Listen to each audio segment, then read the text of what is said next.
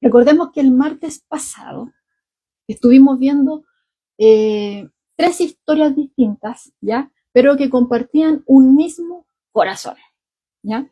Donde veíamos que en estas tres, ¿cierto?, parábolas se estaba buscando algo que estaba perdido. ¿Y eso dónde estaba en la escritura? Bueno, en Lucas capítulo 15.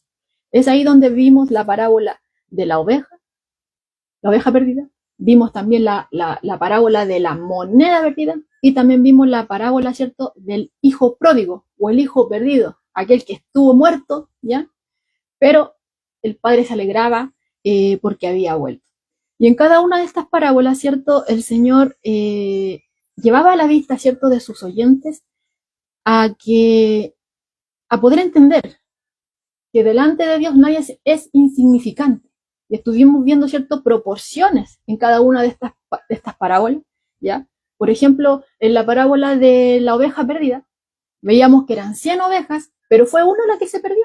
Y veíamos ahí que el pastor, ¿cierto?, deja las 99 y va en busca de aquella que se había desviado, de aquella que se había perdido, ¿ya? Y cuando la encuentra, él con gozo la carga, ¿cierto? Y la lleva ahí a su casa e invita, ¿cierto?, a quienes le rodeaban a celebrar que había encontrado a esta oveja que se había perdido, ¿ya? Para él no fue algo insignificante. Podría haber dicho, se perdió una, tengo 99, pero vimos ahí que no, sino que era totalmente importante para este pastor. Luego veíamos a través, ¿cierto?, de la parábola de la moneda perdida, donde en esta historia, ¿cierto?, nuestro Señor Jesucristo presentaba a una mujer, la cual tenía 10 monedas valiosas y pierde una. Y lo mismo que la anterior, ella no dice, tengo 9, no importa aquella que se me perdió, sino que ella va en busca de aquella que estaba perdida. Enciende una luz, porque las casas de aquel entonces eran diferentes, ¿cierto?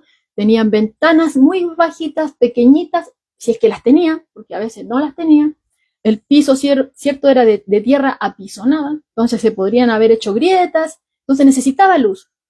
Y ella, no contenta, también empieza a barrer ahí con tal de encontrar esta moneda que se le había perdido.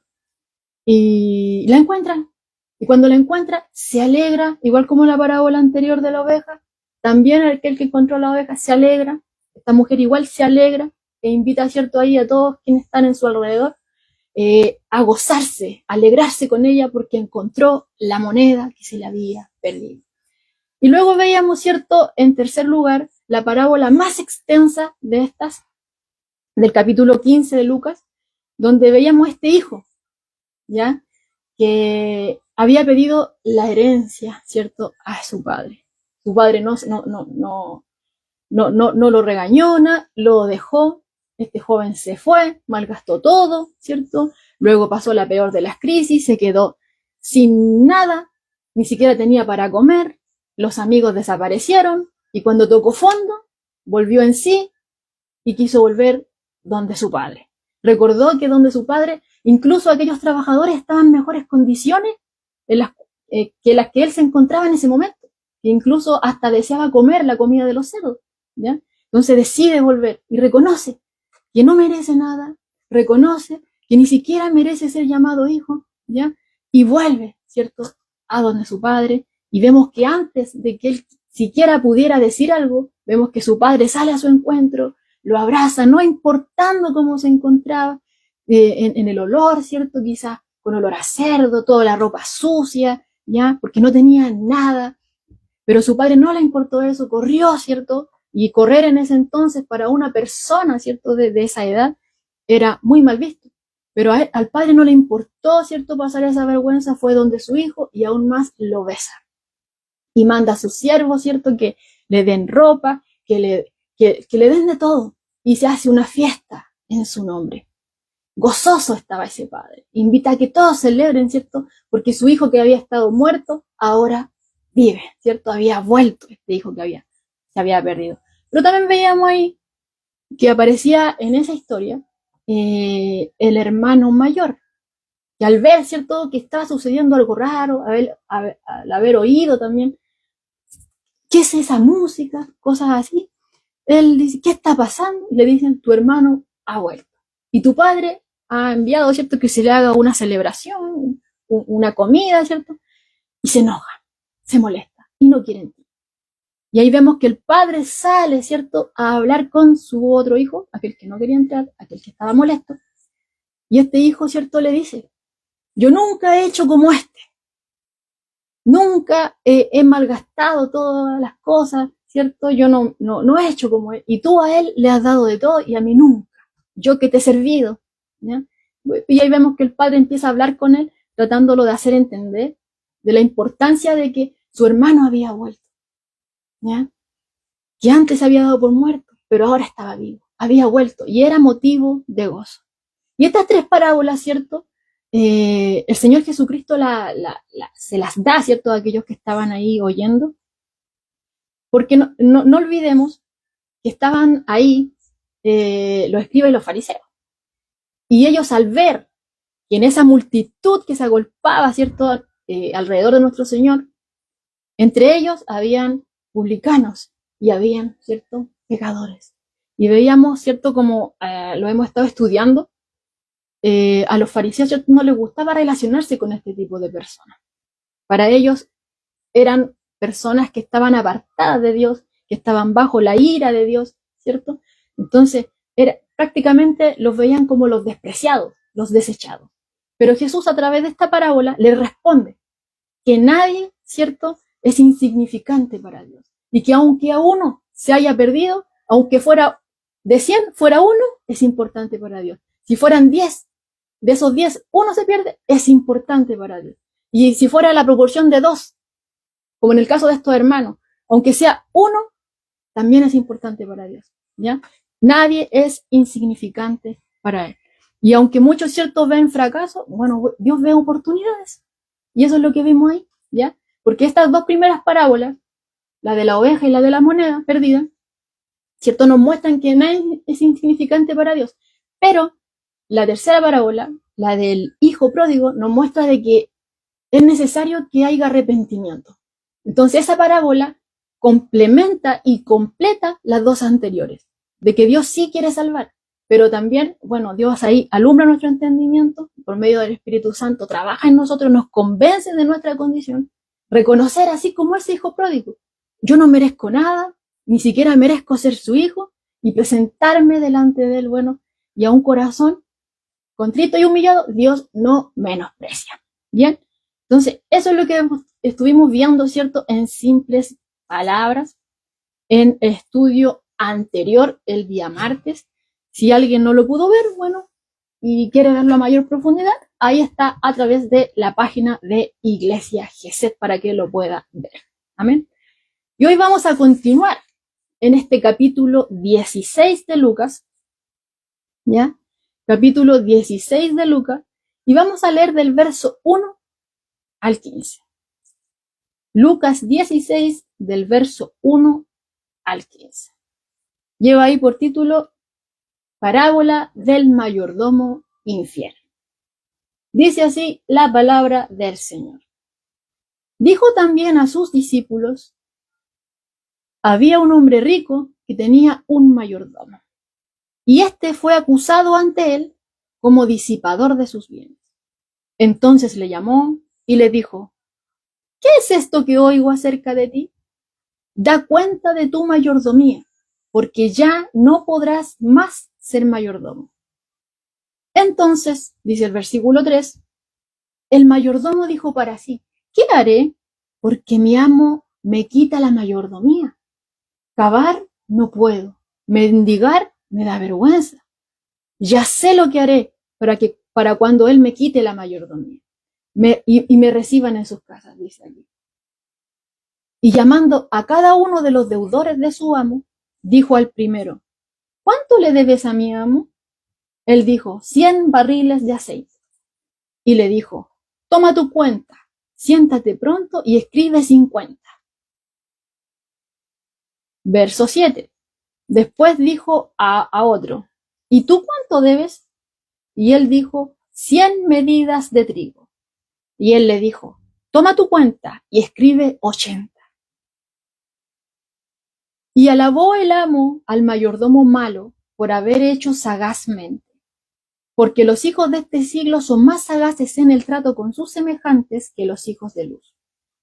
Y yo os digo, ganad amigos por medio de las riquezas injustas, para que cuando éstas os falten, os reciban en las moradas eternas. Verso 10. El que es fiel en lo muy poco, también lo es en lo más. Y el que en lo muy poco es injusto, también en lo más es injusto. Pues si en las riquezas injustas no fuisteis fieles, ¿quién os confiará lo verdadero? Y si en lo ajeno no fuisteis fieles, ¿quién os dará lo que es vuestro? Ningún siervo puede servir a dos señores, porque o aborrecerá a uno y amará al otro, o estimará al uno y menospreciará al otro. No podéis servir a Dios y a las riquezas. Y para finalizar, verso 14 y 15, y oían también todas estas cosas los fariseos, que eran ávaros y se burlaban de él. Entonces les dijo, vosotros sois los que os justificáis a vosotros mismos delante de los hombres. Mas Dios conoce vuestros corazones, porque lo que los hombres tienen por sublime delante de Dios es abominación. Amén. He ahí la porción de la escritura que veremos el día de hoy. Bueno, como ya cierto les había dicho en la introducción de lo que estuvimos viendo el martes pasado, después de justificar nuestro Señor Jesucristo ese trato, cierto, esa cercanía que él tenía con aquellos que la sociedad desechaba, ahora les está advirtiendo acerca de la avaricia, les está advirtiendo acerca de estas riquezas, porque pues, cuando se descansa en ellas, cuando se pone la confianza en ellas, se transforman en un amo, ¿ya? Y eso puede perjudicar, ¿cierto?, la vida espiritual. Y él en dos parábolas de la mayordomía, ¿cierto?, en esta sección, hoy vamos a ver solamente una, él va a estar hablando acerca del uso prudente, ¿cierto?, de las riquezas y también advirtiendo, ¿ya?, en el caso de su abuso, ¿ya? Y como estuvimos leyendo, ¿cierto?, en el versículo 1, estas enseñanzas nuestro Señor las estaba enfocando principalmente a sus seguidores. Pero como leíamos también, ¿cierto?, al final, en el versículo 14, también estaban ahí los fariseos y enfatiza ahí Lucas, quienes eran ávaros. Así que veamos qué es lo que sucede con ellos. Jesús está hablando acerca de poner la confianza en las riquezas, pero alcanzan los oídos, ¿cierto?, de ciertos fariseos, ¿cierto?, que eran ávaros. Veamos cómo se va desarrollando esto. Bueno, nuestro Señor, bueno, le encanta contar historias. Ya lo hemos visto, ¿cierto?, una y otra vez, que cuando se presentan situaciones, Él se las presenta en parábola. ¿Qué quiere decir esto? Toma un ejemplo, ¿cierto?, de algo muy conocido para poder enseñar un principio espiritual, ¿ya? Entonces, el personaje principal en esta historia ficticia de nuestro Señor es un mayordomo, pero no cualquier mayordomo, sino que se nos muestra como un mayordomo malo, ¿ya? Era culpable, no solamente de que era incompetente, sino que también que hacía malversación, ¿cierto?, de los bienes que ni siquiera eran suyos, eran de su amo, ¿ya? Entonces vemos aquí, enfocándonos, ¿cierto?, en lo que hemos leído, que este mayordomo había manejado mal, muy mal los asuntos, ¿cierto?, de su amo. Y entonces, ¿qué pasa? Esto había llegado a oídos de su amo y él le pide cuenta, ¿ya? He oído esto, ¿qué es esto? ¿Ya? Dame cuenta de tu trabajo. Entonces él ya vio, entonces, obviamente ahí entre la espada y la pared, viendo de que ya estaba frito, que no tenía escapatoria, porque era cierto con lo que lo habían acusado, empieza a astutamente a intentar mover las piezas, ¿cierto?, para que el juego sea a su favor, por así decirlo, ¿ya? Entonces, mientras aún, ¿cierto?, tenía autoridad sobre los bienes de su amo, porque todavía no lo quitaba del puesto, le estaba pidiendo que diera cuenta, él empieza a ver cada uno el escenario, ¿cierto?, en el cual, el escenario que le convenía más, ¿ya? Empieza a decir, no, cavar no puedo, no, mendigar, me da vergüenza, ni se me ocurra eso, ya sé lo que voy a hacer. Entonces vemos ahí que él empieza a actuar de una forma para poder ganarse a aquellos que le debían a su amo, ¿ya? Y le empieza a bajar el monto, o sea, ¿cuánto tú le debes? No, yo le debo 100 de tal cosa. Ah, ya, pone 80. ¿Y tú qué le debes? No, yo le debo esto. Ya, bájale, ahí está tu cuenta. Y empieza a ganarse a los que son deudores, ¿cierto?, de su amo, para poder entonces él en un futuro, ¿ya?, poder solicitarles favores, porque al fin y al cabo ellos van a estar en deuda con él, porque él les hizo ese favor, ¿ya? Pero que no se quite esto de vista, todo lo hizo a expensas, ¿cierto?, de su patrón, porque nada era suyo, ¿ya? Ahora, esta historia, hermano, y yo creo que también para usted, o aquellos, bueno, que lo han estudiado, yo creo que ya lo saben, ¿cierto? Pero aquellos que por primera vez o quizás no han profundizado mucho en esta parábola, les puede parecer bastante extraño, porque a simple vista pareciera que nuestro Señor Jesucristo estuviera avalando, ¿cierto?, la actitud de este hombre, como que estuviera justificando que hiciera mal, ¿ya? Pero eso va totalmente contrario a lo que el Señor nos ha mostrado siempre, ¿ya? El Señor no justifica el pecado en ninguna manera, y eso nosotros lo sabemos, ¿cierto? De hecho, la Escritura dice que Él fue tentado en todo, pero sin pecado. Él nunca pecó y no lo justificó, ¿ya? Entonces, y lo que nos podemos dar cuenta en esta palabra es que el mayordomo no fue avalado porque fue derrochador, no fue alabado porque era irresponsable, ni tampoco fue alabado porque era ladrón, ¿ya? En ninguna parte de esta porción de la Escritura dice eso, sino que fue alabado por haber hecho sagazmente. Ahí va el punto. Ahí va el punto, ¿ya? Fue alabado porque él hizo sagazmente. Él miró, ¿cierto?, a futuro qué es lo que le convenía y empezó a ver las piezas, ¿cierto?, para poder conseguir su finalidad, ¿ya? Entonces, fue viendo el mejor escenario y eso es lo que se está acá alabando, que él fue sagaz, ¿ya? Dice aquí un comentario de MacArthur, dice: sagazmente significa actuar con sabiduría y perspicacia. El mayordomo aprovechó la oportunidad, haciendo de manera cuidadosa que la situación obrara para su provecho. Ya que los deudores ahora estaban en deuda con él, su futuro estaba asegurado, ¿ya? Entonces, el Señor no está avalando, ¿cierto?, el pecado. No lo está alabando por eso, sino por el enfoque que tuvo este hombre, de mirar a futuro lo que le convenía. Quiso asegurarse, por así decirlo, ¿ya? Entonces, y claro, al igual que en otras ocasiones, nuestro Señor también aquí, ¿ya?, emplea una figura en la cual nos dice que nosotros tenemos que imitar cierta rasgo, ¿ya? Aunque quizás las demás características de aquella figura no sean muy buenas, ¿ya? Por ejemplo, en una ocasión, en Mateo 10:16, él dice: sed prudentes como serpientes, ¿ya? Porque cuando nosotros se nos viene la palabra serpiente, automáticamente se nos viene a la mente no algo bueno, ¿ya? A veces se nos viene serpiente, lengua de víbora, venenosa, cosas por el estilo, ¿cierto? Pero el Señor no nos está diciendo ahí que nosotros seamos como las serpientes en ese sentido, sino que en el sentido de que las serpientes son cautelosas, son prudentes, ¿ya? Entonces, es la característica que el Señor en ese contexto llama a imitar de la serpiente, no que seamos una serpiente, ¿ya? Y aquí en este caso es lo mismo, no nos está llamando, ¿cierto?, a ser injustos o deshonestos como este mayordomo, sino que él ilustra, ¿cierto?, con este personaje para poder enseñar un principio, ¿cierto?, espiritual pero positivo, ¿ya?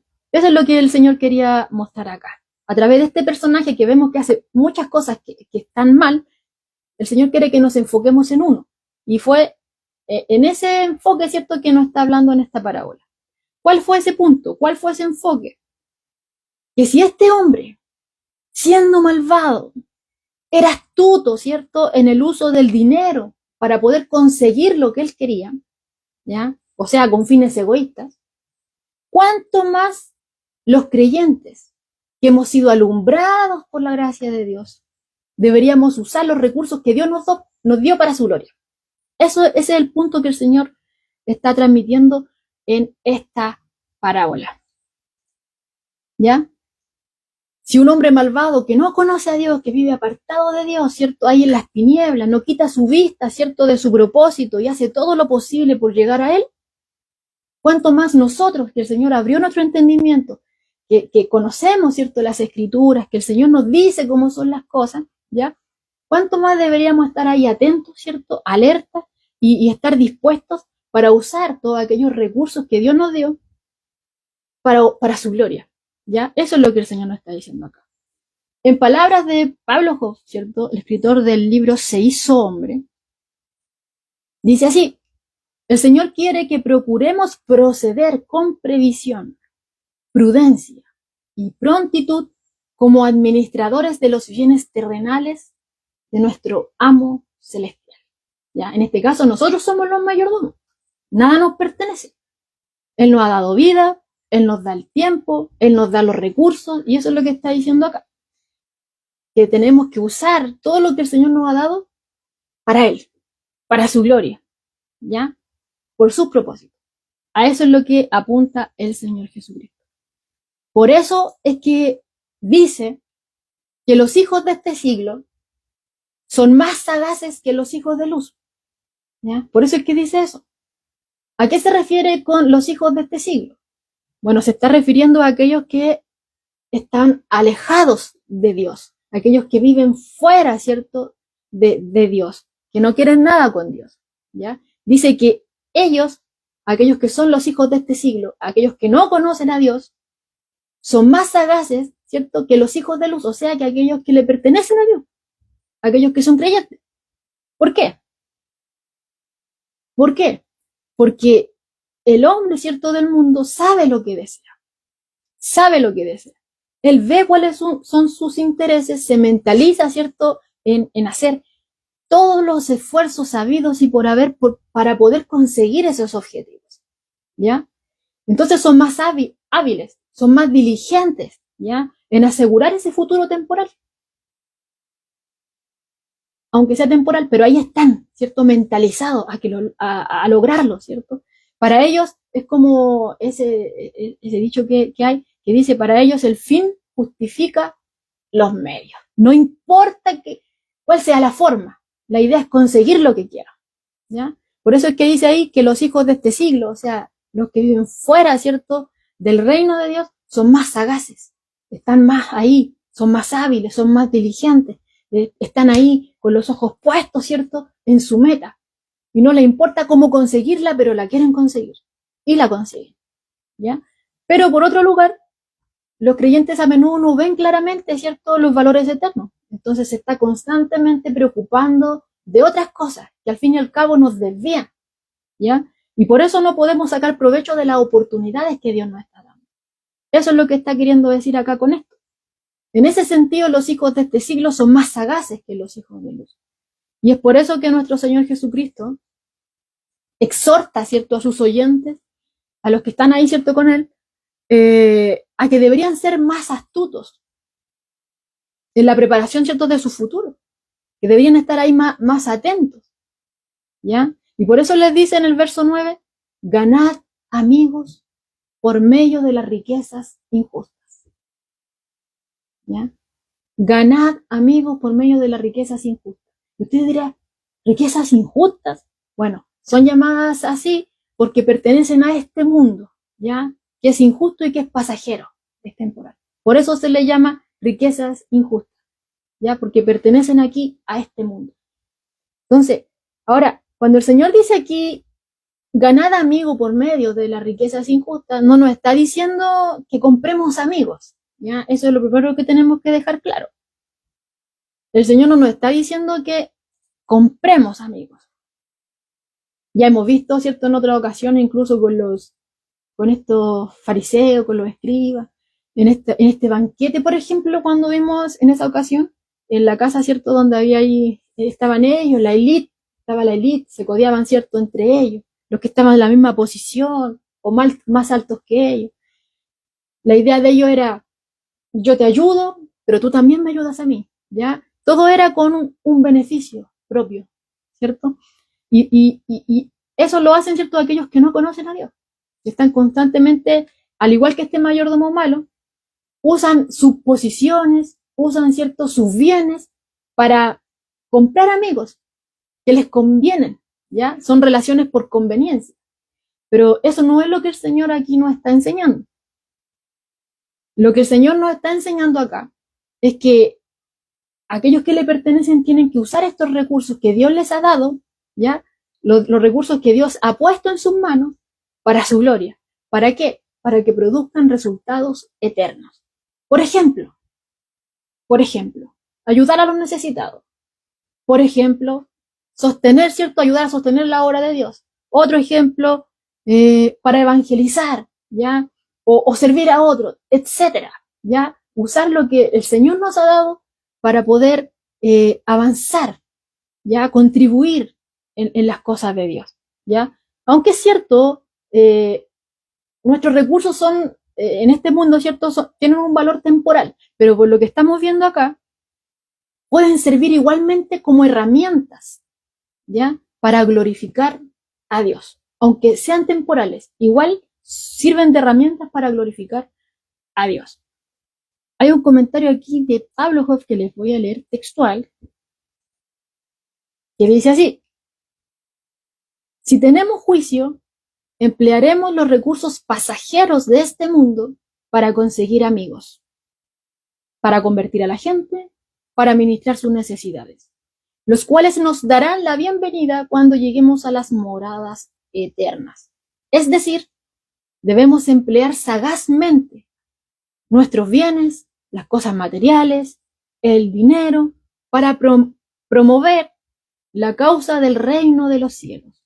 Así seremos buenos mayordomos de las cosas del Señor y a la vez nos preparamos para una entrada abundante en el cielo.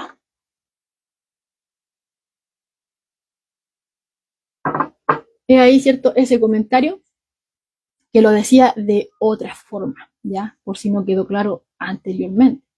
Entonces, como les decía, el Señor nos está diciendo que nos hagamos amigos, ¿cierto? De la misma manera como lo estaba haciendo aquí este mayordomo deshonesto. No. Aquellos que no le pertenecen a Dios se relacionan por conveniencia, pero nosotros no. El Señor a nosotros nos ha dado, ¿cierto?, recursos. Y eso es lo que el Señor quiere, o sea, que tengamos nuestra vista puesta en las cosas de arriba, porque somos dados a desviarnos. Y así no podemos aprovechar las oportunidades que Dios nos da, ¿ya? Entonces, vemos aquí, por ejemplo, del versículo 10 al 12, que se nos deja claro que un administrador prudente no solamente debe poseer esa previsión, sino que también debe ser leal. Es necesario de que sea leal, ¿ya? Y vemos acá, ¿cierto?, que la mayor prueba, ¿cierto?, de la fidelidad, ¿dónde se ve? En lo poco, en las cosas pequeñas. Y Jesús lo dice acá. Dice, el que es fiel en lo muy poco, también en lo más es fiel. Y por ejemplo, acá continuando en este verso, dice, y el que en lo muy poco es injusto, también en lo más es injusto. ¿Ya? Ahí está el versículo 10 completo. Entonces, ¿a qué se refiere el poco? Bueno, se refiere, en otras palabras, ¿ya?, a las riquezas, a las posesiones de esta vida. A eso se refiere lo poco, ¿ya? Que comparada obviamente con lo verdadero, con las bendiciones eternas, con las riquezas espirituales, si comparamos lo de este mundo con las riquezas reales espirituales, estas son pocas, ¿ya? Entonces ahí podemos ver en comparación por qué se le llama, ¿cierto?, fiel en lo poco, en lo poco. Si somos fieles, ¿cierto?, en usando la riqueza, usando las posesiones que Dios nos ha dado, ¿cierto?, en esta vida, ¿ya? Eso es lo que está diciendo acá. Por eso continúa diciendo, ¿cierto?, que si en las riquezas injustas no fuiste fieles, ¿quién nos confiará lo verdadero? ¿Ya? En otras palabras, nuestro Señor nos está diciendo que la forma en la que una persona se desenvuelve, en la forma en la que una persona maneja las cosas pequeñas, ¿cierto?, de este mundo, Esa forma revela quién realmente es, ¿ya? Porque la fidelidad no aparece cuando hay abundancia, no cuando llegue, ¿cierto?, las grandes responsabilidades, cuando tenga más, ahí sí voy a hacerlo. No, sino que el Señor está revelando acá que eso se ve antes. Eso se ve ya. ¿Cuándo? En lo cotidiano, ¿ya? Si yo soy fiel, ¿cierto?, en lo poco, o sea, en las riquezas, en las posesiones que Dios me ha provisto, que ha puesto en mis manos, que no son mías, que no son suyas, ¿cierto? Y usted la usa para gloria de Dios, bueno, el Señor ve eso, el Señor lo está viendo. Eso es lo que vemos acá, ¿ya? ¿Por qué? Eso revela realmente dónde está su corazón. Dice aquí, por ejemplo, un comentario, dice, algunos afirman que si tuvieran más dinero, darían más. Pero la verdad es que el carácter, no las circunstancias, determinan la fidelidad. Algunos, como la viuda descrita en Lucas 21, del verso 1 al 4, que no tenía nada, entregó todo. Otros que tienen todo, no dan nada. ¿Ya? Entonces, ahí podemos verlo, ¿ya?, en este comentario, lo que el Señor Jesús está diciendo acá, ¿ya? Que la forma en la que una persona se mueve, la forma en que una persona maneja las cosas, revela realmente quiénes son. ¿Ya? En lo poco se ve, no cuando venga una oportunidad más grande, no, ahí sí, no, no cuando tenga más abundancia, ahí sí voy a dar, como decía MacArthur, no, es mentira, porque si en lo poco no es fiel, en lo mucho tampoco lo va a hacer, como el Señor lo decía en el versículo 10. El que fue injusto en lo poco, en lo mucho lo va a hacer con mayor razón, ¿ya? Entonces, aquí continúa diciendo el comentarista, el problema no es de finanzas, sino de integridad y carácter espiritual. El que es fiel con lo muy poco sería fiel si tuviera más. Quien con lo muy poco es injusto, egoísta, orgulloso, permisivo, en el uso de ese poco lo sería también si tuviera mucho. El factor determinante no es cuánto posean las personas, sino cuán firme es su compromiso con el evangelio de salvación. ¿Ya? Entonces, ahí lo vemos nuevamente. Ahí lo vemos nuevamente. El administrador, ¿cierto? Los mayordomos tienen que rendir cuenta a su amo. Y esa, ¿cierto?, esa fidelidad, ¿ya? Porque no solamente tienen que poseer esa previsión, como estamos viendo acá, sino que tienen que ser leales. Y esa fidelidad se ve en lo poco. Se ve en lo poco, ¿ya? No aparece después cuando vaya todo, ¿cierto? Cuando ya llegan más responsabilidades, no. Se ve en lo poco, se ve en lo cotidiano, ¿ya? Y si uno, ¿cierto?, no es fiel, como leíamos ahí, en administrar las cosas materiales de este mundo, si uno somos fieles en lo poco, en otras palabras, ¿usted cree que Dios le va a entregar las riquezas espirituales para que las maneje? Las cosas espirituales, ¿cierto?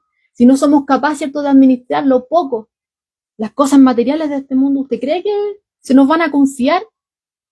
Bueno, ahora con esa pregunta, aquí dice Pablo Hoff, parece insinuarse que la fiel mayordomía en la tierra es una preparación para un servicio mucho más amplio, ¿ya?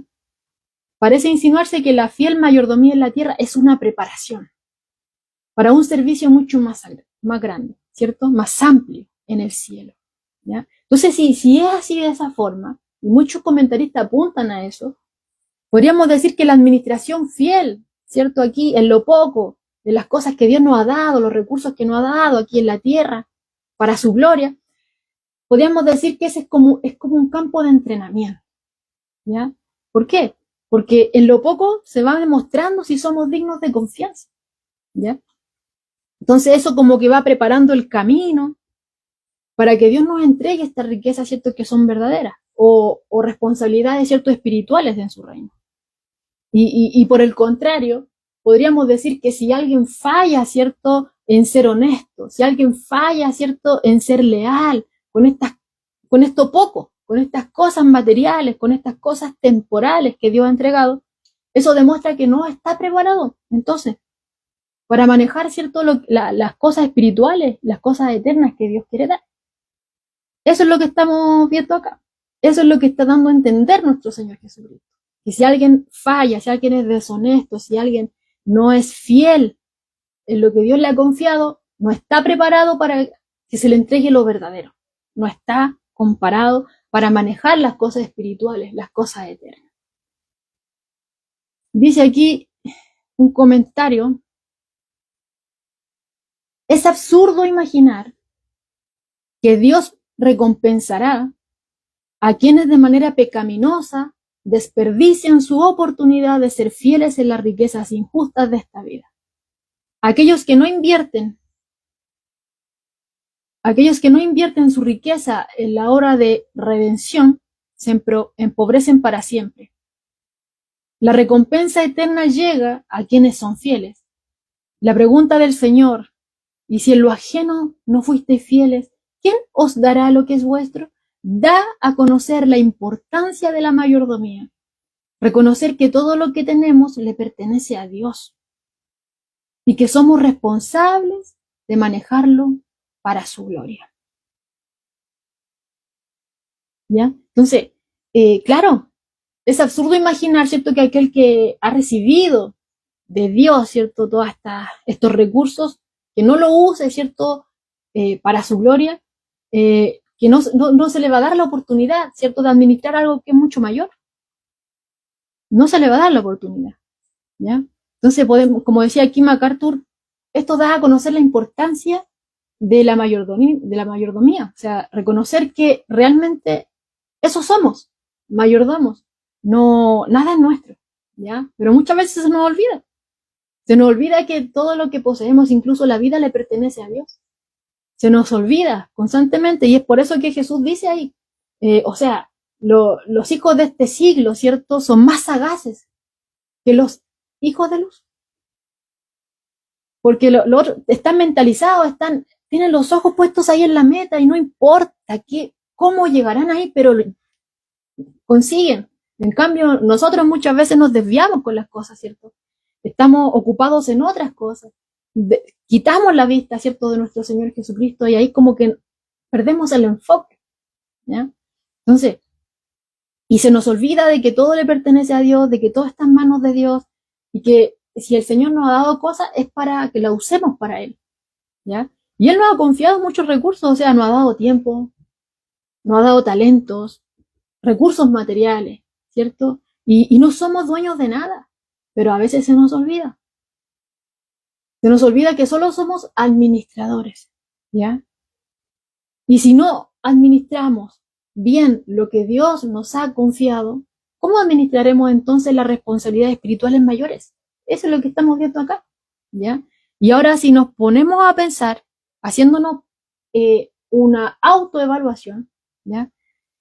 Si en este momento, o sea, Dios estuviera igual que este amo, evaluando, ¿cierto?, nuestra fidelidad, en cómo nosotros estamos utilizando nuestro tiempo, en cómo nosotros estamos utilizando nuestros talentos, en cómo nosotros ocupamos, ¿cierto?, los recursos materiales que Él ha puesto en nuestras manos.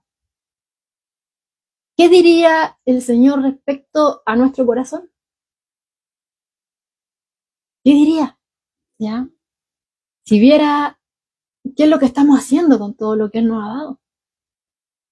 Y es por eso que nuestro Señor Jesucristo, sabiendo que somos dados a desviarnos, es que una y otra vez Él nos habla de distintas maneras.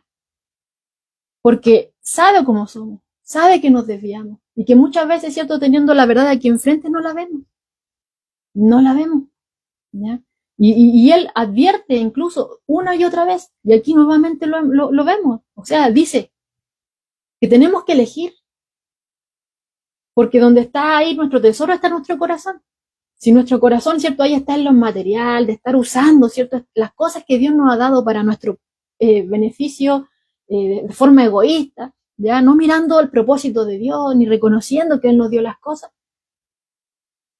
entonces no estamos obrando como Él quiere, ya, y tenemos nuestro corazón inclinado en otro lugar, pero no en Dios, Y aquí nos presenta esto, que tenemos que elegir, o somos esclavos, ¿cierto?, del materialismo, por así decirlo, o somos esclavos, ¿cierto?, o siervos de Dios. ¿Por qué? Porque nadie puede servir a dos amos a la vez. Nadie puede servir a dos señores. Nadie puede servir a dos señores. ¿Por qué? Bueno, veámoslo aquí. La palabra servir es una referencia a servir como esclavo. Es en el original, ¿ya? Es una referencia a servir como esclavo. Así que teniendo la idea, ¿cierto?, de servir como esclavo, nos vamos, ¿cierto?, al contexto. Un esclavo, a diferencia, ¿cierto?, de los trabajadores modernos, un esclavo no tenía opción de trabajar en otro lugar. No podía tener un segundo empleo, no podía tener otro amo, ¿ya? No podía tener un segundo empleador. No, no podía, ¿ya? Porque era propiedad absoluta de su amo. Absoluta de su amo. Ese amo tenía el control de todo, ¿ya? Absoluto sobre su siervo, ¿ya? Entonces, ese es el tipo de servicio exclusivo que el Señor nos está hablando acá. Que no se puede servir a dos señores al mismo tiempo.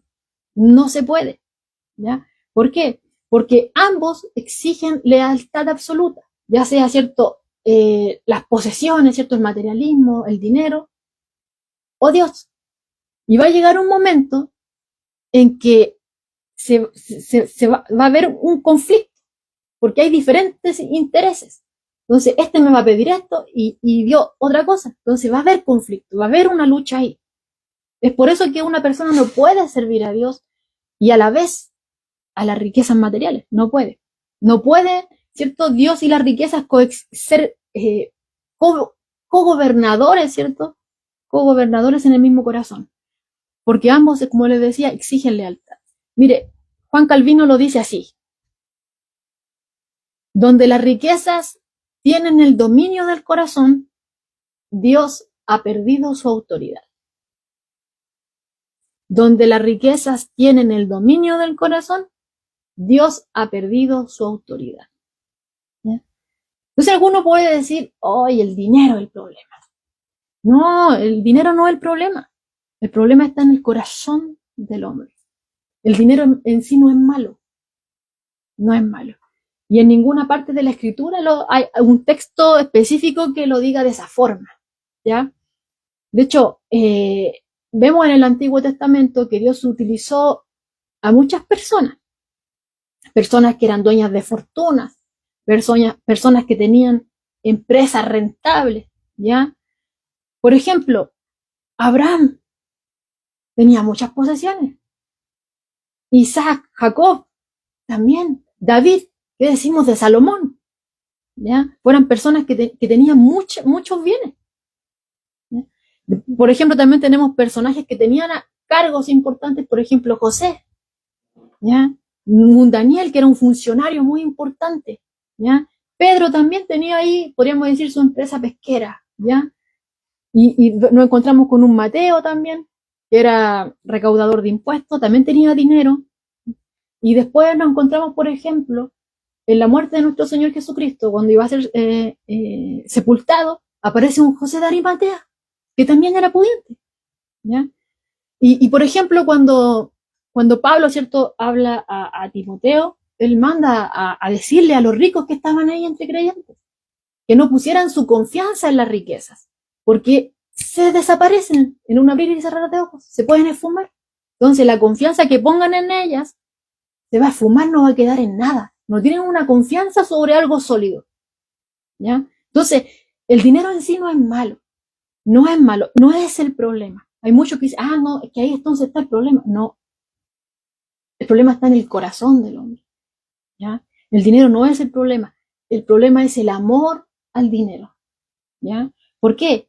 Porque aquellos que aman las riquezas, estas palabras de nuestro Señor Jesucristo las van a despreciar. Y les va a doler o van a resentir lo que Dios les está pidiendo, ¿ya?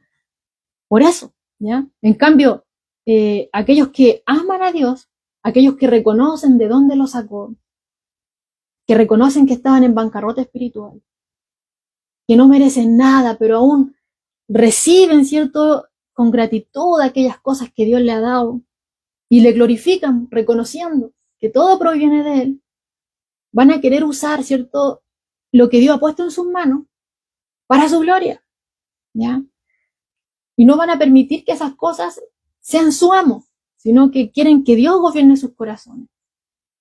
Y van a buscar, van a estar apegaditos al Señor ahí buscando, ¿cierto?, cómo administrar las cosas que Dios le ha dado para poder utilizarlas con un propósito eterno. Obviamente, eso no quiere decir que no haya error. Somos humanos, nos equivocamos, y por eso es que el Señor una y otra vez está advirtiendo, porque sabe cómo somos, sabe que nos desviamos, y de hecho lo viene diciendo anteriormente, ¿ya? Lo viene diciendo anteriormente. Entonces el Señor aquí está haciendo este llamado, ¿cierto?, a que no pongan la confianza en las riquezas, porque al fin y al cabo están poniendo su esperanza en algo que es como la arena, que cuando vengan las dificultades, cuando se muevan, ¿cierto?, las situaciones, cuando ya no esté, va a quedar en la nada, ¿ya? En cambio, tienen que poner su confianza en Dios, dejar que Dios sea el que los gobierne, reconocer que todo proviene de Él, todo es de Él, por Él y para Él, como dice la Escritura. Pero como les decía anteriormente, aquellos que aman las riquezas, estas palabras les van a causar risa, las van a despreciar, y eso es justamente lo que sucedió acá. Eso es justamente lo que sucedió acá. Vemos en el versículo 14, que dice así: y oían también todas estas cosas los fariseos, que eran ávaros, y no queda ahí, dice que al escuchar estas palabras se burlaban de él. ¿De quién se estaban burlando? De nuestro Señor Jesucristo, con esta enseñanza, ¿ya? Entonces podemos ver ahí, hermano, cuán impopular era este tema que nuestro Señor Jesús estaba hablando acá, acerca de este desprendimiento de los bienes, ¿ya? De poner su confianza enteramente en Dios, de glorificar a Dios y querer servirle a Él con todo lo que ha puesto en nuestras manos, ¿ya? Pero vemos ahí, como leíamos, que ellos estaban motivados por la ambición. Eso era lo que los impulsaba. Ellos tenían amor al dinero, por fuera tenían apariencia de piedad, se mostraban ahí que ellos estaban apegados a Dios, que eran los voceros de Dios, ¿cierto? Que buscaban a la gente de que se volviera a Dios, pero eso era solamente apariencia. Dentro de sí mismo había amor al dinero, y aquí Jesús, ¿cierto?, los deja ahí al descubierto. Dentro de ellos había avaricia, dentro de ellos había codicia, ¿ya? Las mismas cosas que motivaron a Judas a seguir al Señor, las mismas cosas que llevaron a Judas a convertirse en un seguidor de nuestro Señor Jesucristo, ¿ya? Entonces vemos ahí que esas motivaciones eran totalmente impuras, eran corruptas, ¿ya? Ellos realmente no tenían un amor por el pueblo, no era algo real, era solamente una pantalla, era solamente un maquillaje, ¿ya? ¿Por qué? Porque ellos estaban obsesionados con las riquezas. Ahí estaba su amo, ese era su Señor. Ellos buscaban la riqueza, ellos buscaban las posiciones, ellos buscaban los lujos. Entonces, estas palabras que el Señor Jesucristo les estaba diciendo, que ellos oyeron, ¿ya? Para ellos era como, ¿qué está diciendo? O sea, porque muchos, al igual que hoy en día, creían que las riquezas era igual al respaldo de Dios. No, si soy bendecido, Dios está conmigo porque tengo todo esto. Pero el Señor Jesucristo, Hijo de Dios mismo, no tenía ni siquiera dónde recostar su cabeza. Teniéndolo todo, ¿cierto?, se despojó a sí mismo, tomando forma de siervo, hecho semejante a los hombres, ¿cierto?, para venir por nosotros a salvarnos, ¿ya? Siendo Dios mismo, no estimó, ¿cierto?, el ser igual a Dios como cosa a que aferrarse, sino que Él, ¿cierto?, dejó todo eso y vino y se sujetó al Padre. O sea, alguien que diga, no, es que las riquezas evidencian que Dios está conmigo y que he andado rectamente. Entonces Jesús no, estamos mal, ¿ya? Y ellos, muchos de ellos pensaban eso. Las riquezas mostraban, evidenciaban que Dios estaba conmigo, pero no es así, ¿ya?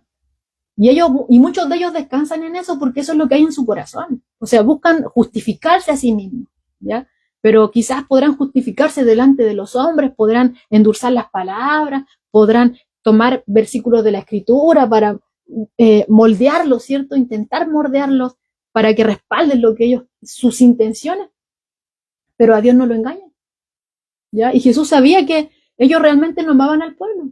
Jesús sabía que ellos estaban obsesionados con las riquezas, que eran ávaros, ¿cierto? Y que les gustaban los lujos. Varias veces lo encaró. Sabía que estaban llenos de rapacidad y de maldad, dice Lucas 11:39.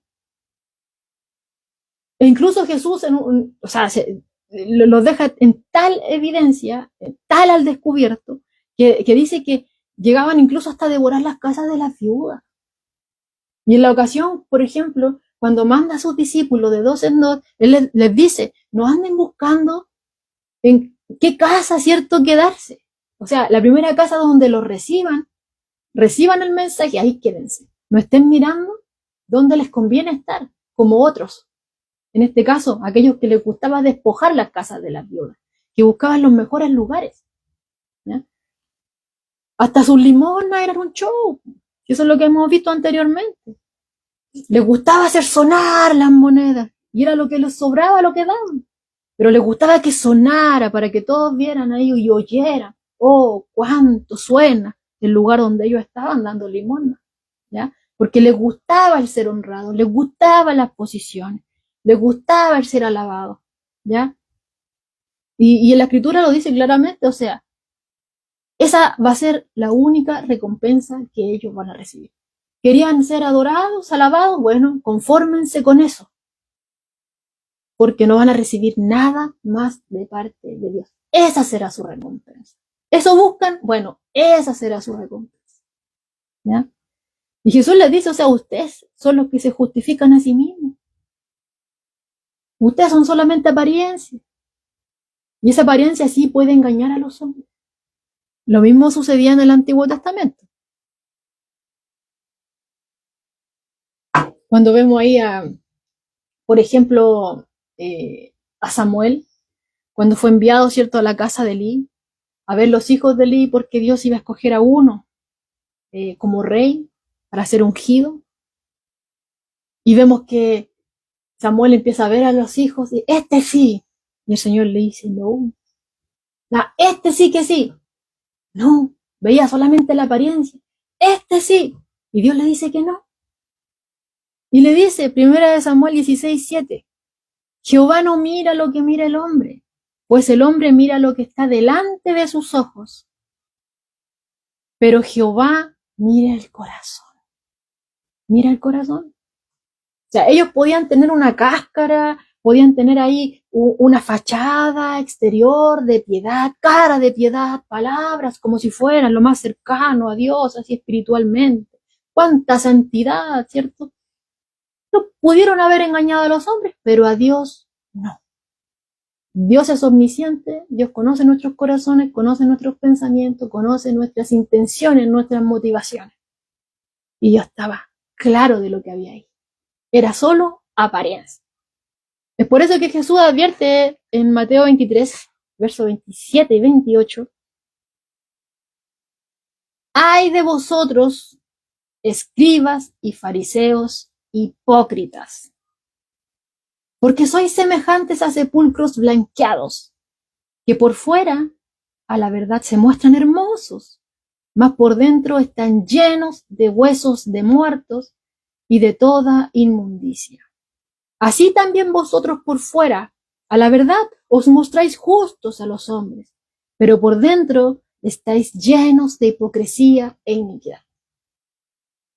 Dios conocía sus corazones. El Hijo de Dios conocía sus corazones. Él no tenía necesidad de que alguien viniera y le dijera cómo es el hombre. Él sabe cómo es el hombre. Y desaprobaba estas motivaciones. Las desaprobaba. Totalmente. Pero también, hermano, vemos acá que aunque él estaba desaprobando, ¿cierto? Como la forma en que ellos, ¿cierto?, pensaban, hablaban o se movían, ¿ya?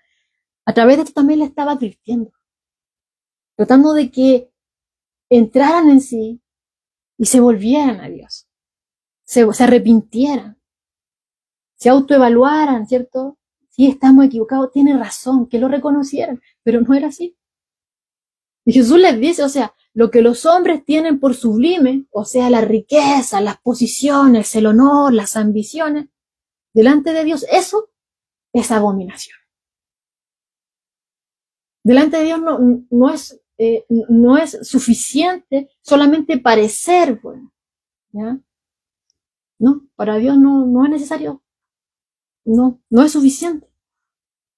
Quizás ante los hombres eso es suficiente, que tenga apariencia, ¿cierto?, de bueno, de justo, pero para Dios no. Para satisfacer a Dios es necesario recibir a Cristo, es necesario venir a Él, reconociendo que he pecado, reconociendo que no merezco nada, venir a Él en arrepentimiento y fe. Algo que ellos no habrían hecho. ¿Por qué? Porque aborrecían al Señor. Lo aborrecían.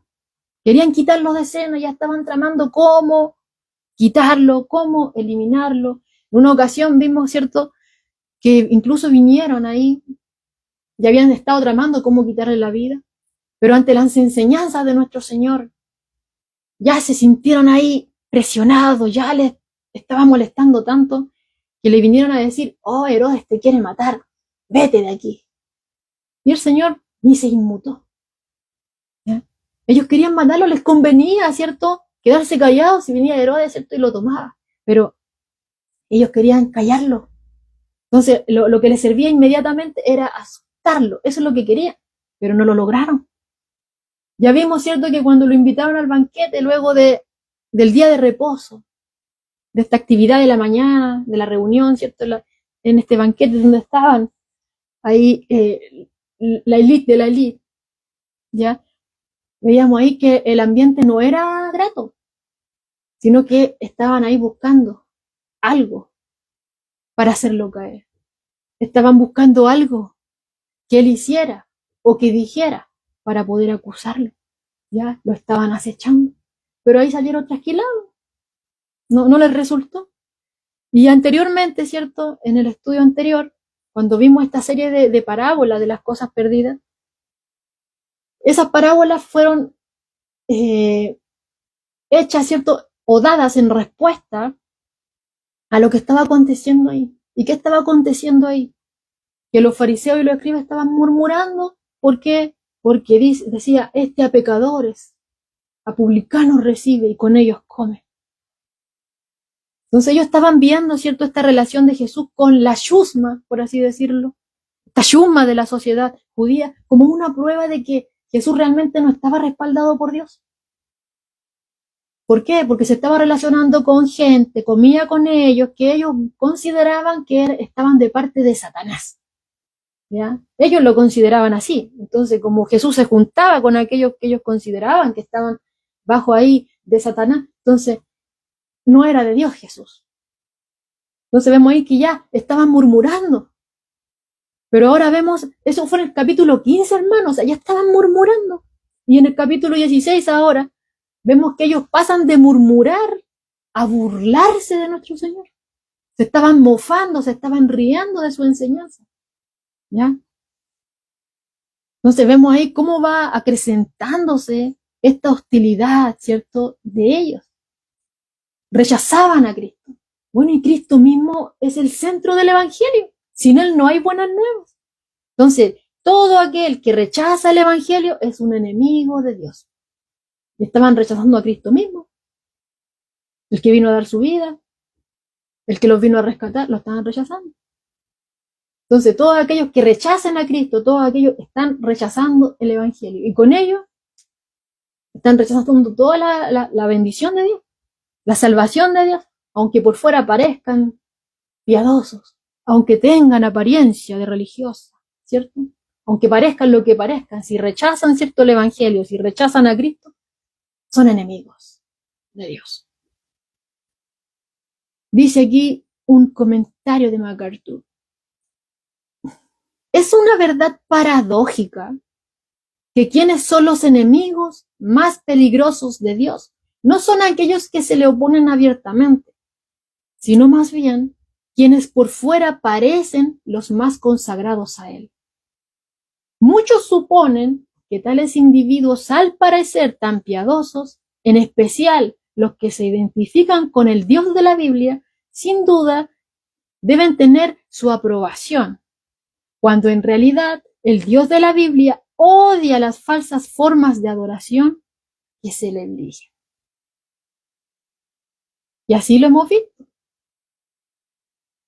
Dios no va, ¿cierto? No tiene nada con las tinieblas.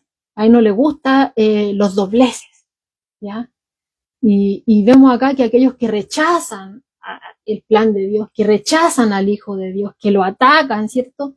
Ya sea de manera consciente o inconscientemente, son ellos los que están, ¿cierto?, de parte de Satanás. Acusan a otros, pero son ellos los que están ahí de títeres, ¿ya? Y aquellos que rechazan la bendición de Dios, la salvación de Dios, que rechazan a Cristo, ¿cierto? Bueno, la Escritura dice que aquellos que rechazan a Cristo ya están condenados. Ya están condenados. Van a tener el más severo de los castigos porque se les dio la luz y rechazaron la luz. ¿Ya? Cuando en la misma Escritura dice que si, por ejemplo, las ciudades paganas, a las cuales ellos reconocían, sí, eran lugares totalmente impuros, que eran entregados a la vida, totalmente apartados de Dios, la inmundicia estaba ahí. Pero Cristo dice que si ellos hubieran tenido la bendición que estos tuvieron, al mismo Hijo de Dios predicando ahí en medio, viendo los milagros, las señales, se hubieran arrepentido. Por tanto, el castigo será peor para aquellos que oyeron y rechazaron. Aquellos que tuvieron la invitación y no quisieron. ¿Ya? Entonces, aquellos que rechazan a Dios, aquellos que rechazan al Hijo de Dios, que lo atacan, son enemigos de Dios. Y ya sea consciente o inconscientemente, están de parte de Satanás. Mire, hay un comentario que vi el otro día en internet que me gustó tanto y encontré que tiene tanta verdad y lo quise poner acá y lo voy a leer textual. Dice así, Augustus Nicodemos dice, cuando Judas fue poseído por Satanás, no cayó en el suelo, no retorció los ojos, no habló con voz diferente, no pareció estar enfermo, no comenzó a andar encorvado, ni tuvo una fuerza descomunal. Simplemente, y óigalo bien, simplemente se fue a ganar dinero vendiendo a Jesús a los sacerdotes. Cuando Judas fue poseído por Satanás, simplemente fue a ganar dinero vendiendo a Jesús a los sacerdotes. Tenemos mucha gente poseída por Satanás de lo que uno piensa. Así, tal cual. Y está literal, o sea, cuando, ¿cierto? Dice ahí que Satanás entró en él, no dice la Escritura que le pasó algunas de estas cosas, que hemos visto, ¿cierto? Nuestros personajes que han estado quizás endemoniados, que vemos que los demonios lo tiran al piso, que tiran espuma por la boca, ¿ya? Y diferentes situaciones, enfermedades, ¿cierto? Que ha causado el enemigo, pero eso no sucedió con Judas. Cuando entró, él fue a vender a Jesús, porque su corazón, ¿dónde está? En las riquezas. Estaba en la riqueza, no en Dios. ¿Ya? Entonces, al igual estos líderes religiosos, al rechazar al Hijo de Dios, estaban también ahí de parte del enemigo. Aunque ellos acusaban que los otros estaban debajo del enemigo, que no eran pueblo de Dios, que Dios no los consideraba, que eran despreciados. Jesús dice que el corazón contrito y humillado Dios no lo menosprecia, ¿ya? Y que cuando un pecador se arrepiente, hay gozo en el cielo. Para él nadie es insignificante. Lo vimos en las parábolas del capítulo 15. Nadie es insignificante. Aunque habían 100 ovejas, se perdió una. Esa una fue importante. Aunque habían 10 monedas, se perdió una. Se buscó hasta que se encontró. Aunque habían 2 hermanos y uno fue el que se perdió, por así decirlo, cuando volvió, se alegró el Padre. ¿Ya? Nadie es insignificante para Dios, no como ellos veían a la gente. Ellos las veían así, por debajo, ¿cierto? como que no había misericordia de Dios para ellos, ¿ya? Pero también veíamos que rechazaban este mensaje de misericordia, rechazaban a Jesús por relacionarse con estas personas que querían acercarse a Dios. Y lo empezaron a atacar, atacaban su mensaje, y va en aumento, ¿cierto? Creciendo esta hostilidad. Lo acechaban, murmuraban, ahora ya se están burlando, rechazaron todo acerca de él, y sin Cristo no hay nada. Todo por medio de él fue hecho, y sin él nada hubiera sido hecho. ¿Ya? Entonces, hermano, aquí Jesucristo vuelve a dejar en evidencia la hipocresía, vuelve a dejar en evidencia, ¿cierto?, esa dualidad de los fariseos, ¿ya? Porque vemos acá que al explicar esta parábola, el Señor nos dice, o sea, nadie puede servir a dos señores. Ellos lo querían hacer, ellos trataban de hacerlo, pero Jesús deja en evidencia de que así no es. Porque va a aborrecer al intentar amar a uno, va a aborrecer al otro. Las demandas se contraponen, ¿ya? Entonces va a llegar un momento en que se va a dar conflicto. Y además, si se pone la confianza en la riqueza, se va a poner sobre la nada. El Señor quiere que aquellos que le pertenecen reconozcan que no son dueños de las cosas que tienen en sus manos, que todo proviene de Él. Nosotros solamente somos administradores. No nos pertenece nuestra vida, no nos pertenece nada, ni las posesiones. Todo proviene de Él. Entonces, eso es lo primero que tenemos que recordar de lo que vimos hoy, ¿cierto? Que somos administradores. Todo proviene de Dios. No somos dueños. Lo segundo que tenemos que recordar de lo que hemos visto hoy es que debemos vivir, ¿cierto? Pensando en la eternidad, ¿ya? Tal como este mayordomo, aunque es injusto, aunque es deshonesto, vimos ahí, que él empezó a planear su futuro. Empezó a ordenar las piezas de manera meticulosa, ¿cierto? A ordenar el escenario que más le convenía. Aún que él estaba viendo un panorama, ¿cierto? Que era temporal.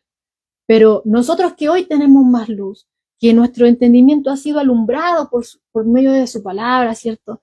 Gracias a nuestro Señor Jesucristo, teniendo conocimiento de lo eterno, ¿cierto? Y de lo que nos espera, ¿cierto? Con nuestro Señor. El Señor nos alienta aquí a no quitar la vista de Él y que tengamos ahí nuestro corazón en buscar lo eterno, teniendo los ojos, ¿cierto?, en las cosas de arriba y no acá en las de la tierra. Si el Señor nos dejó acá es para que seamos un reflejo de Él, pero fallamos, ¿cierto? Nos equivocamos, nos desviamos de continuo. Entonces, si hemos estado así, pidámosle perdón. Reconozcamos nuestros errores, reconozcamos que no hemos sido unos buenos mayordomos, porque si en alguno de estos personajes que hemos visto acá nos encontramos, el más parecido, bueno, en el que yo me veo reflejada, no sé usted, en este mayordomo que no administra bien las cosas, ¿ya? Así que el Señor, bueno, el Señor siempre nos ayuda, pero lo primero es reconocer nuestros errores, es reconocer que nos hemos equivocado, así como lo hizo también el hijo pródigo, ¿cierto? Reconocer que tomó una mala decisión y que trae las consecuencias. Muchas veces nosotros hacemos eso, tomamos malas decisiones y las consecuencias vienen con esa decisión, ¿no? Pero cuando confiamos en el Señor, aún en medio de esas decisiones que hemos tomado mal, Él no nos abandona. Amén. Entonces, tenemos que vivir pensando en la eternidad. Los ojos puestos en Jesús, que el Señor nos ayude a estar ahí. Cuando nos desviemos, que nos volvamos a Él. Amén. Para que podamos ser útiles. Tercer punto que hemos visto acá, que el dinero, hermano, es una herramienta, no un amo, ¿ya? Es una herramienta. Los recursos que Dios nos ha dado son herramientas, ¿ya? Y pueden ser útiles. Se nos van a presentar oportunidades para poder bendecir a otros, ¿cierto? Y a través de esto glorificar a Dios. Se nos van a presentar oportunidades en las cuales vamos a poder usar, ¿cierto?, las cosas que tenemos en nuestras manos, ¿ya? De diferentes formas, pero para glorificarle a Él. Por ejemplo, estos medios, por ejemplo, ¿cierto?, como veíamos anteriormente, ayudando en las necesidades cuando se presenten oportunidades, vamos a tener oportunidades. Y ahí que el Señor nos ayude a estar atentos para movernos conforme a su voluntad. Amén. Y hacer las cosas en agradecimiento también.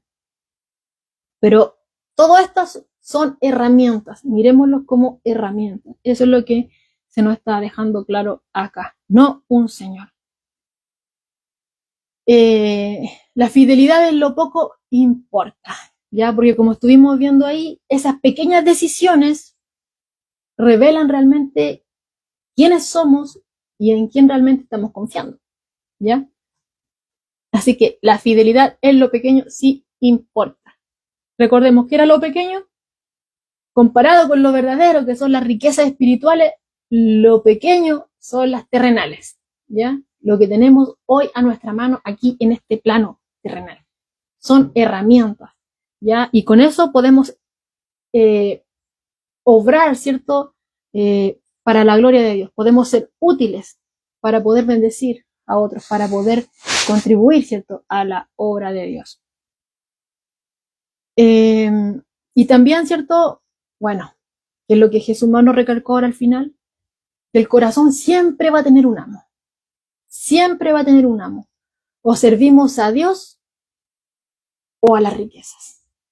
Pero donde está nuestro tesoro, ahí está nuestro corazón.